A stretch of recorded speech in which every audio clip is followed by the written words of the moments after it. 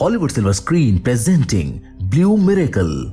कहानी की शुरुआत में हम एक बच्चे को देखते हैं जिसका नाम उमार है। ये 8 साल का उमार अपने पापा के साथ बोट पर बैठा हुआ है और फिशिंग कर रहा है। तभी उमार की बोट पलट जाती है और वो पानी में गिर जाता है और उमार की नींद खुल जाती है। उमार असल में एक सपना देख रहा था। दरअसल जब उमार 8 साल का था तब एक हादसे में उसके पापा की जान चली गई थी और ये हादसा बोट पलटने की वजह से हुआ था और तब से उमार को पानी में डूबने के सपने अक्सर आते रहते हैं। उमार इस हादसे से उभर ही रहा था कि तभी कुछ बच्चे वहां आकर बोलते हैं कि ट्वीटी फिर से गायब है। दरअसल उमार 8 साल की उम्र से ही अनाथ हो गया था। वो अनाथ बच्चों का दर्द समझता था, इसीलिए पिछले कुछ सालों से वो एक यतीम खाना चला रहा था जिसका नाम था कैसा होगर, और ये बच्चे और ट्वीटी यहीं रहने वाले अनाथ बच्चे थे। फिर उमार बाहर जाता है और बड़ी मुश्किल से ट्वीटी को ढूंढ लाता है और वापस लेकर आता है। उसके बाद हम देखते हैं कि उमार को एक बैंक से कॉल आ रहा है और उमार उस कॉल को काट देता है। फिर उमार ट्वीटी से मिलता है। वो उसको बताता है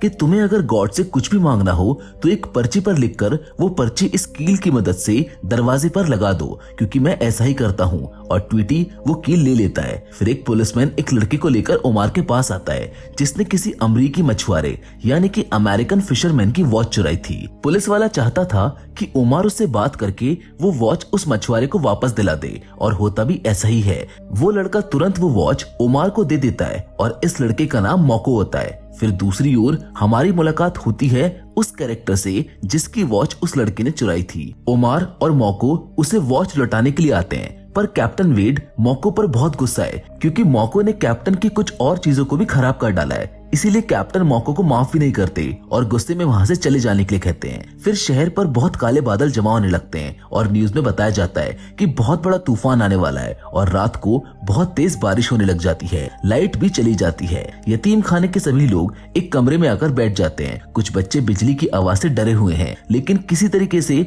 तूफान और रात दोनों बीत जाते हैं। उमार को फिर से सपना आता है कि वो पानी में डूब रहा है और उसकी आंख फिर से खुल जाती है। वो देखता है कि हर तरफ पानी ही पानी है। रात को तूफान ने सब कुछ तहस नहस कर दिया है। फिर उमार बाहर निकलता है तो बैंक का कॉल फिर से आ जाता है, लेकिन इस बार ट्वीटी फोन उठा लेता है, इसलिए उमार को बात करनी ही पड़ती है। दरअसल उमार ने बैंक से कर्ज लिया था और जो चुकाने के लिए बैंक ने सिर्फ उमार को 1 महीने का वक्त दिया है। जो लोन अमाउंट उमार ने बैंक से लिया था वो $1,17,000 का था, जो कि बहुत बड़ा अमाउंट है। उमार अब बहुत परेशान दिख रहा है क्योंकि इतना बड़ा अमाउंट वो सिर्फ 30 दिनों में कहां से लाएगा।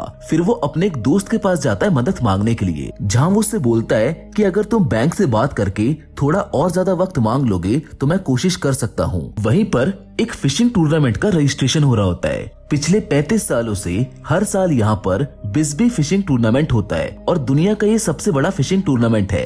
कैप्टन वेड भी वहीं पर थे। वो भी टूर्नामेंट में हिस्सा लेना चाहते थे, लेकिन कैप्टन वेड के पास एंट्री फीस देने के लिए पैसे नहीं है। लेकिन तूफान की वजह से बहुत सारे विदेशी मछुआरे अब इस टूर्नामेंट में हिस्सा नहीं ले रहे थे, इसीलिए बिस्बी ने लोकल मछुआरों के लिए एंट्री फीस माफ कर दी थी। इसीलिए कैप्टन वेड लोकल टीम का हिस्सा बनकर टूर्नामेंट में हिस्सा लेना चाहता था। वैसे कैप्टन वेड 2 बार फिशिंग चैंपियन रह चुके हैं। तब बिस्बी उसे कैसा होगर के बारे में बताता है। कैप्टन शुरू में तो बहुत गुस्सा होते हैं और बिल्कुल भी तैयार नहीं होते, लेकिन उनके पास कोई और ऑप्शन ना होने की वजह से वो मान जाते हैं। फिर घर आने के बाद ट्वीटी उमार को एक पर्ची देता है कील से दरवाजे पर लगाने के लिए, और तभी वहाँ पर कैप्टन वेड आते हैं और बताते हैं कि फिशिंग के दौरान तुम लोग हद में रहोगे और जब इनाम मिलेगा तो 80-20 में बटेगा। 80 कैप्टन का होगा और 20 कैसा होगर का। उमार को कुछ भी समझ नहीं आता और इससे पहले वो कुछ पूछ सके कैप्टन वहाँ से चले जाते हैं, लेकिन ट्वीटी को सब कुछ समझ में आ जाता है और वो एक्साइटमेंट में सारे बच्चों को बताने के लिए चला जाता है। जिसके बाद उमार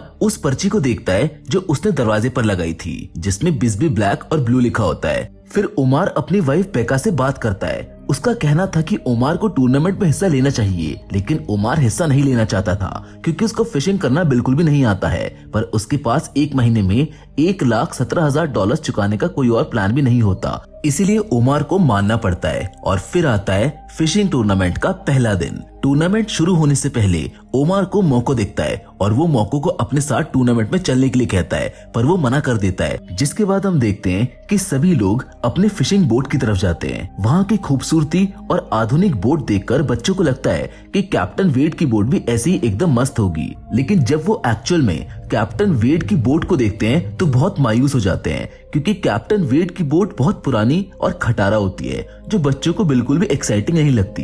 तभी वहाँ पर मोको भी आ जाता है, क्योंकि उसका कोई पीछा कर रहा होता है और उसको छुपना होता है। इसीलिए वो बोट पर ओमार के साथ आने के लिए तैयार हो जाता है। लेकिन कैप्टन मोको को अपनी बोट पर लेना नहीं चाहते थे, जिस पर ओमार कहता है कि अगर मोको नहीं आएगा तो हम भी नहीं आएंगे। इसीलिए कैप्टन को मजबूरन मोको को भी अपनी बोट पर लेना पड़ता है। टूर्नामेंट शुरू हो चुका है और आज इस 3 दिन के टूर्नामेंट का पहला दिन है। सभी बोट समंदर में उतर चुकी हैं और तेजी से आगे बढ़ रही हैं। कैप्टन और ओमार की बोट भी हवा से बातें कर रही है। बच्चे बहुत खुश और एक्साइटेड हैं, लेकिन अचानक से बोट का इंजन बंद हो जाता है और सभी मायूस हो जाते हैं। लेकिन कुछ ही देर बाद इंजन शुरू कर दिया जाता है और ये लोग भी आगे बढ़ने लगते हैं। मोको इनकी टीम में नया है, इसीलिए यतीम खाने के बच्चों के साथ मोको की बिल्कुल भी नहीं बनती। उनमें छोटा मोटा झगड़ा होने लगता है। मोको कैप्टन की कुछ चीजें देखने लगता है और तभी कैप्टन मोको पे भड़क जाते हैं और अपनी कोई भी चीज छूने से मना कर देते हैं। वो बाकी बच्चों को भी बोलते हैं कि मेरी कोई भी चीज छूना मत। जिसके बाद हम देखते हैं कि बोट पर बच्चों की तबीयत अचानक से खराब होने लगती है, सिवाय मोको के।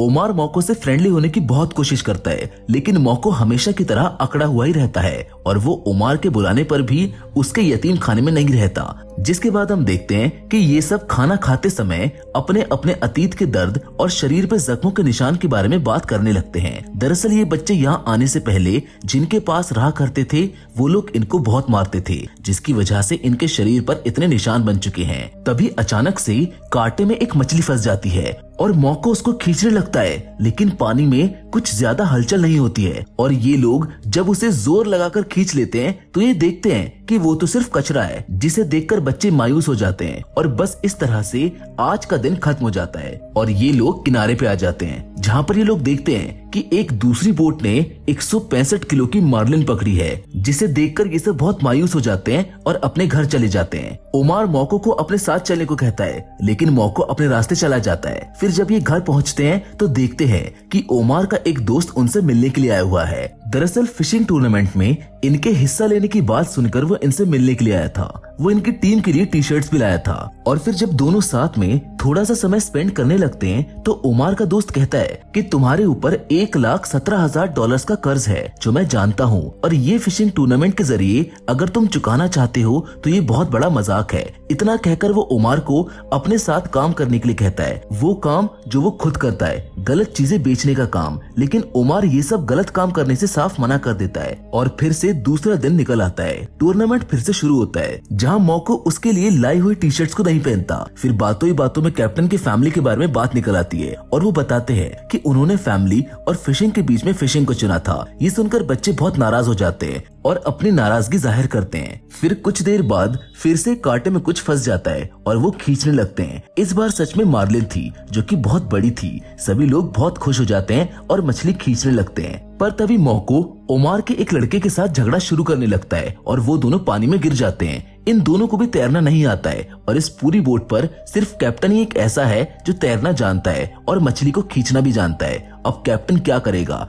मछली खींचेगा या इन दोनों को बचाएगा? वो बड़ी मुसीबत में है और फाइनली कैप्टन पानी में कूदकर इन दोनों को बचाने लगता है और तभी शक्तिशाली और बहुत बड़ी मर्लिन इनके चंगुल से छूट जाती है और अब कैप्टन बहुत ज्यादा हताश और गुस्सा हो जाता है। ऐसे ही आज का दिन भी खत्म हो जाता है और बुलाने पर आज पहली बार मोको ओमार के साथ यतीम खाने में चला जाता है। उसको यहाँ पर अच्छा भी लगता है। फिर रात को बेका, जो ओमार की वाइफ है, ओमार को बताती है कि बैंक वालों की बात बिजबिसे हो चुकी है, लेकिन वो कुछ और ज्यादा समय देने से मना कर रहे हैं। तभी ट्विटी फिर से पर्चे पर एक ड्राइंग बनाकर ले आता है। उस ड्राइंग में कैप्टन वेड ने एक बहुत बड़ी मर्लिन अपने हाथों में उठाई हुई थी और इस पर्चे को वो कील से फिर से दरवाजे पर लगाने के लिए कहता है और फिर ओमार कैप्टन वेड के पास खाना लेकर जाता है। तब इन दोनों में बहुत सी पर्सनल बातें भी होती हैं, जहाँ कैप्टन बताते हैं कि उसकी वाइफ उसके फिशिंग चैंपियन होने की वजह से उसकी दीवानी थी और उसका बेटा उसके जैसा बनना चाहता था। फिर वो हर साल लगातार हारता चला गया और उन दोनों ने कैप्टन को छोड़ दिया। पर आज उसके पास एक मौका था जो उसने गवा दिया। वो बहुत हताश हो जाता है, लेकिन ओमार उसको हिम्मत दिलाता है और कहता है कि हमारे पास अभी भी चांस है। जिसके बाद हम देखते हैं कि आधी रात को कैप्टन वापस से कैसा होकर आता है और ओमार को एक बहुत बड़ी 125 किलो की मर्लिन दिखाकर कहता है कि कल समंदर में पहुंचने के बाद इस मछली को हम कांटे में लगा देंगे और बच्चों से ये बात छुपाएंगे। पर ओमार ये सब देखकर शॉक्ड रह जाता है। वो कहता है कि मैं ऐसा कोई भी गलत काम नहीं करूंगा। दरअसल बातों ही बातों में कैप्टन को हिंट मिल गया था कि कैसा होकर मुसीबत में है और अगर इन बच्चों को बचाना है तो कुछ न कुछ तो करना ही होगा। लेकिन ओमार ऐसा झूठा खेल नहीं खेलना चाहता था, पर फिर भी कैप्टन उसको फोर्स करता है और फिर अगली मॉर्निंग इनके साथ ट्वीटी भी आ जाता है और तीसरे दिन का खेल शुरू हो जाता है, जहां हम देखते हैं कि कैप्टन की बोट स्टार्ट ही नहीं हो रही थी। उन्हें मदद करने के लिए बिस्बी की एक बोट भी आती है, पर वो उन्हें अपनी बोट पर कैसे आने दे सकते थे क्योंकि इनके पास पहले से पकड़ी हुई मर्लिन जो थी। पर तभी बोट शुरू हो जाती है और ये लोग निकल जाते हैं।